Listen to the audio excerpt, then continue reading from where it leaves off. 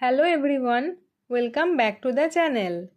আজকে ছুটির দিনের ওপর 10 লাইনের একটি রচনা শেয়ার করছি। ছুটির দিন আমাদের সবার খুব প্রিয়। এই দিনে আমাদের স্কুল বন্ধ থাকে। সকালে তাড়াতাড়ি ঘুম থেকে ওঠার তাড়া থাকে না। সারাদিন বন্ধুদের সাথে অনেক খেলাধুলা করা যায়। মা এই দিনে আমাদের জন্য খুব ভালো ভালো খাবার রান্না করেন।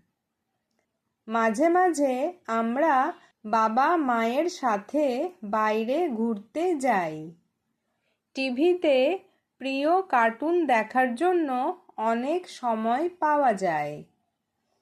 গল্পের বই পড়ে বা ছবি এঁকে সময় কাটাতে খুব ভালো লাগে। ছুটির দিনে মন খুব খুশি আর ফুরফুরে থাকে। আমি সারা সপ্তাহ ছুটির দিনের জন্য অপেক্ষা করি।